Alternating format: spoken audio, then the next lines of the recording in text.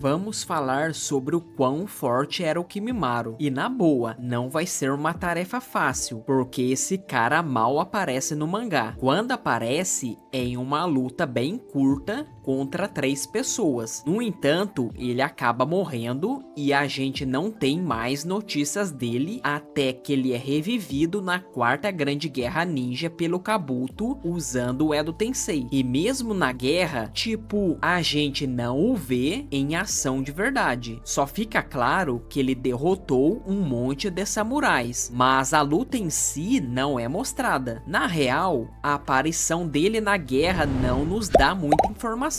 A única coisa que podemos concluir é que ele era forte o suficiente para o Kabuto achar que valia a pena revivê-lo. No entanto, a gente precisa lembrar que o Kabuto também reviveu um monte de ninjas que não eram tão impressionantes assim, tipo ninjas fracos. Então, essa informação não é super útil para a nossa análise. Dito tudo isso, eu acho que tenho informações relevantes para chegar a uma conclusão bem sólida. Claro que vai ter um pouco de especulação e hipóteses aqui e ali, então peço um pouco de paciência comigo enquanto a gente junta as peças.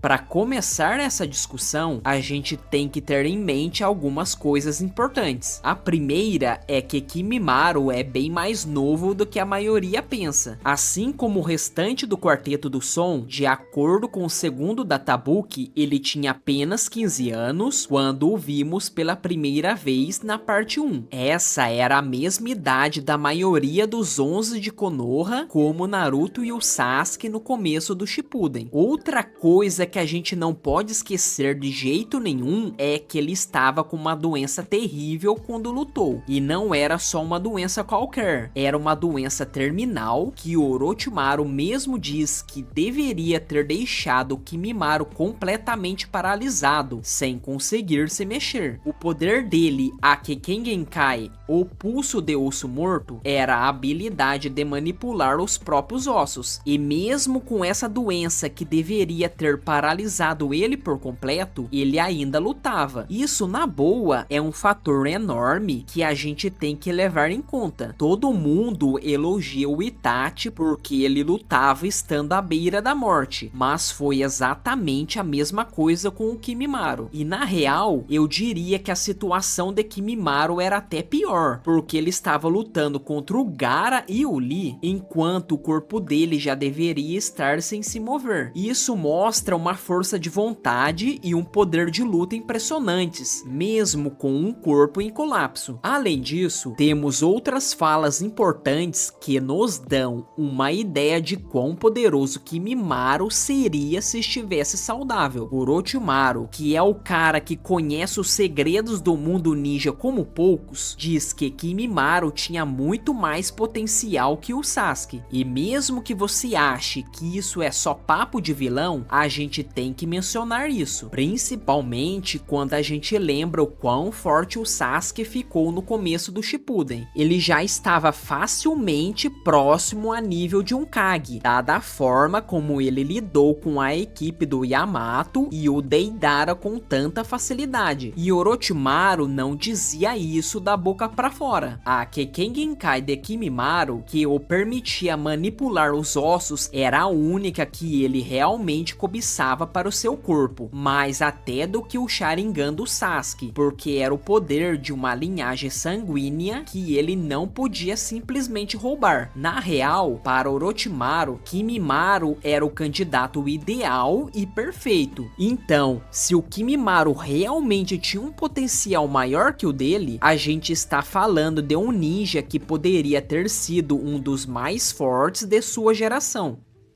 Kimimaro também era a única pessoa capaz de acalmar o Jugo antes do Sasuke aparecer. Para quem não se lembra, Jugo faz parte de um clã com uma habilidade única, a de absorver energia natural de forma passiva. O selo amaldiçoado que Orochimaru usava era uma variação desse poder do clã do Jugo. E o fato de só o Kimimaro conseguir acalmar o Jugo mostra um controle e um poder que vão além de um ninja comum. comum, superando até mesmo a energia natural incontrolável. É uma façanha impressionante, mesmo que não seja a coisa mais absurda que ele fez. Também é falado que ele ajudou Kabuto e Orochimaru no plano para assassinar o quarto Kazekage. E o mais importante, os dois concordam que, se Kimimaro estivesse presente na luta contra o terceiro Hokage, Hiruzen, a operação teria sido bem mais tranquila.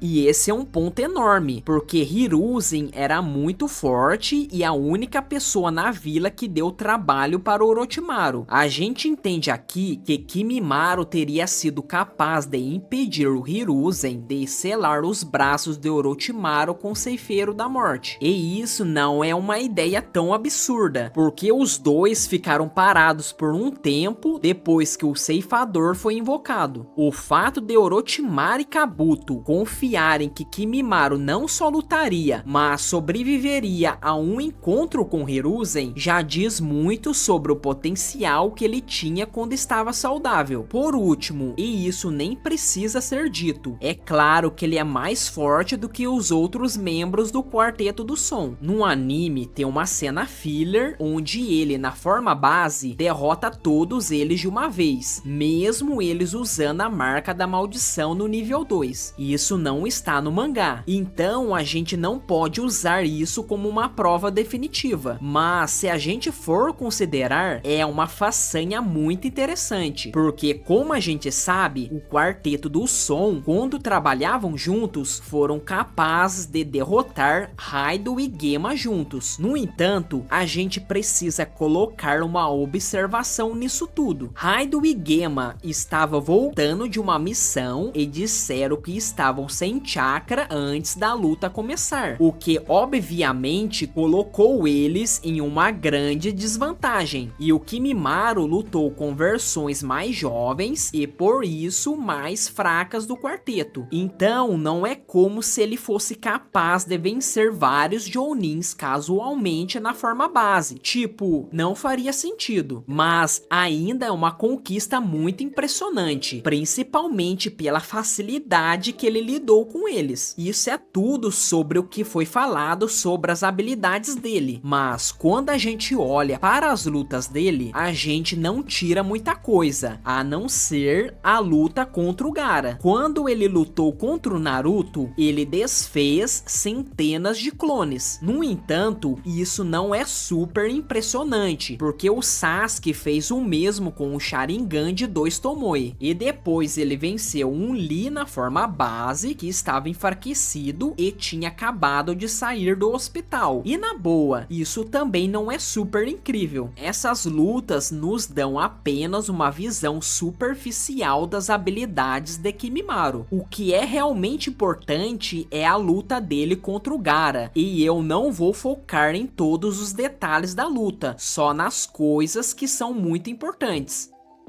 Acho que é seguro dizer que tanto o Gaara quanto o Kimimaro estavam facilmente no nível de Onin nesse ponto da história. E a única coisa que eu realmente preciso para provar isso é essa cena aqui, onde o Gaara cria um tsunami literal de areia. Ele cobre a floresta inteira e depois esmaga o Kimimaro por baixo. Esse ataque é uma escala muito maior do que o grande vórtice de água que o Kakashi usou na luta contra os Zabuza. E esse jutsu do Kakashi foi quase o suficiente para matar os Zabuza. Kimimaro foi capaz de sobreviver a essa pressão toda ao entrar no nível 2 da marca da maldição. Então é muito claro que ele tem uma durabilidade de alto nível. O poder de ataque e a velocidade dele não são tão impressionantes. Não que ele não seja rápido ou forte, apenas que essas não são as maiores qualidades, como a durabilidade. O Lee foi capaz de surpreendê-lo só abrindo o primeiro portão. A única razão pela qual ele não teve nenhum dano sério foi porque ele conseguiu se proteger com seus ossos. É meio difícil dizer o quão fortes são os ataques dele, porque um limite não é mostrado, mas tudo que eu posso dizer é que o ataque de osso mais forte dele não conseguiu perfurar perfurar o escudo mais forte de Gaara. Agora, eu não sei como o escudo de areia do Shukaku se compara ao domo de areia que o Gaara criou durante a luta contra o Sasuke, mas se for mais forte, como é o caso, não é super surpreendente que Kimimaro não consiga perfurar ele, principalmente porque o Chidori de Sasuke, que mal conseguiu quebrar o domo de areia, era do elemento raio, o que dava uma enorme vantagem sobre jutsus baseado em terra, como o escudo de areia de Gaara. A coisa mais importante que a gente tira disso é que os ataques de Kimimaro dependem de perfuração. Qualquer pessoa que possa criar um escudo forte o suficiente para se proteger dos ossos fica mais ou menos imune aos ataques dele, mas é difícil dizer o quão forte uma barreira precisaria ser para manter alguém seguro desses ataques. A dança da samambaia é claramente uma exceção a isso, porque Kimimaro pode preencher todo o campo de batalha ao usar esse jutsu. Outra coisa que vale a pena mencionar é que ele pode viajar através desses ossos depois de criá-los. É meio estranho, mas ele faz isso pouco antes de quase matar o Gaara. Eu queria que a gente tivesse visto mais desse jutsu para ter uma ideia melhor do tipo de utilidade que ele tem, porque agora não há muito que eu possa dizer sobre ele, além do fato que ele parece ser muito forte.